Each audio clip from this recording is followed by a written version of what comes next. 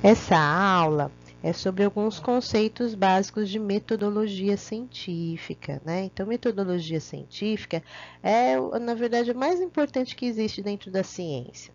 Então, é com ela que a gente vai melhorar o mundo, com ela que a gente vai conhecer melhor as coisas que nos cercam, conhecer melhor quem nós somos, fazer vacinas, e tudo através aqui da metodologia científica, né? Quando você procura, a gente vai no Google e procura sobre a definição de metodologia científica, você encontra vários textos. Por exemplo, metodologia científica é o estudo dos métodos ou dos instrumentos necessários para a elaboração de um trabalho científico. Metodologia científica é o conjunto de técnicas e processos empregados para a pesquisa e a formulação de uma produção científica. Então, assim, na verdade, nada deles consegue explicar de maneira clara, né, o que seria a metodologia científica, né? Então, eu vejo eu tenho uma visão muito maior que isso. A metodologia científica é uma busca da verdade, de um questionamento, de uma resposta para uma questão que você tem. Então, eu gosto de utilizar muito, para simplificar, né? Eu gosto de utilizar muito esses 5 passos de metodologia científica. Então, vamos dar uma olhadinha neles. Por exemplo, o primeiro passo que eu tenho aqui é a observação. Então, o ser humano, né? Todo mundo pode ser um cientista? Pode, né? A gente é, na verdade, isso faz parte de nós.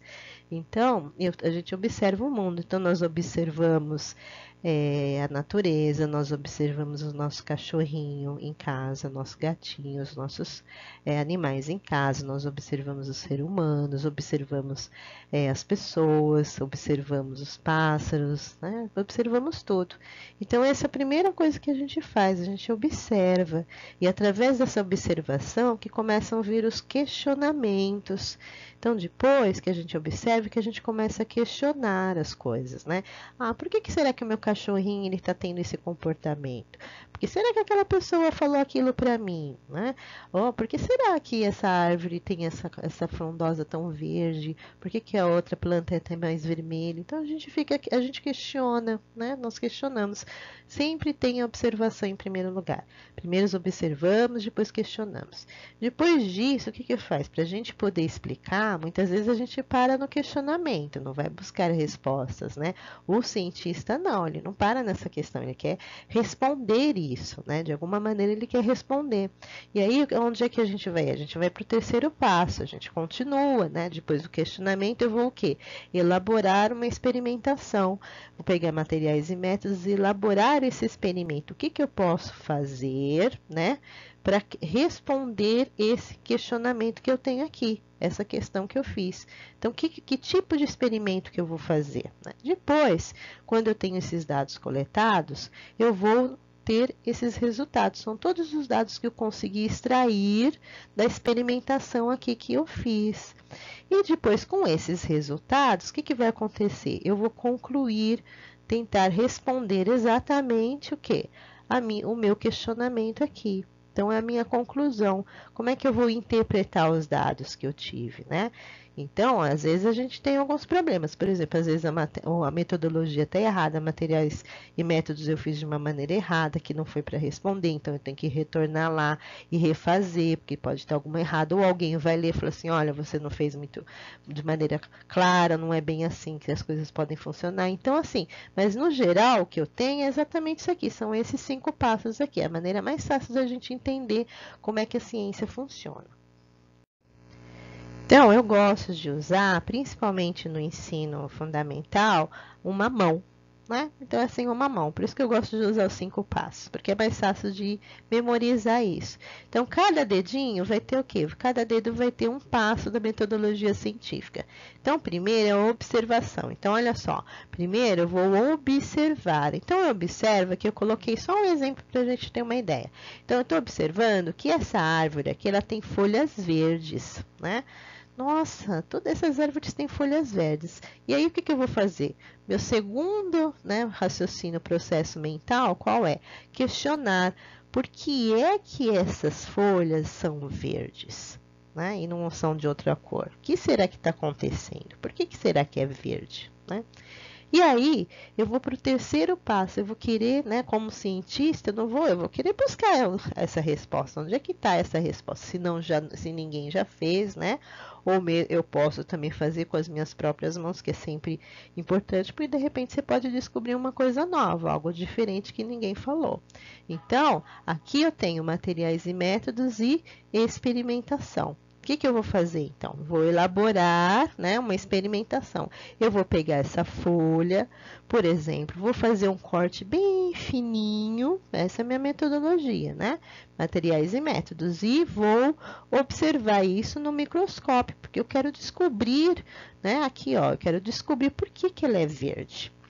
E aí, o que eu vou ver? Depois que eu vou olhar no microscópio, eu vou ter o meu resultado, né? O outro dedinho aqui.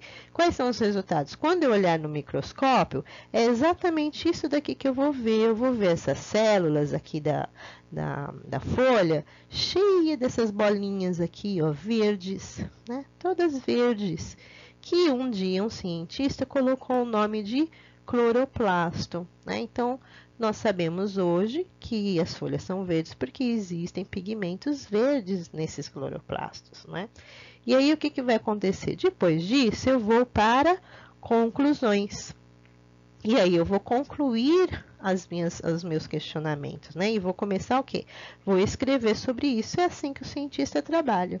Então, o que acontece? Eu consegui responder um questionamento que eu tinha através de uma metodologia científica, e isso é uma prova. Quando eu observo no microscópio e eu mostro para você que isso realmente existe, é uma prova. Então, eu dei o nome de cloroplasto, poderia ter dado outro nome, isso é verdade, mas isso é uma prova. Então, eu digo que isso é uma prova incontestável, não tem como eu argumentar de outra forma, né? Então, tá ali, eu estou vendo o cloroplasto é verde porque tem esses pigmentos aqui. Muito bem. Aqui é um outro tipo de ciência que a gente faz, que a gente também busca esses dados, mas nem sempre a gente consegue determinar com precisão. Eles não são incontestáveis, que foi o que a gente viu na última aula. Então, as glaciações, por exemplo.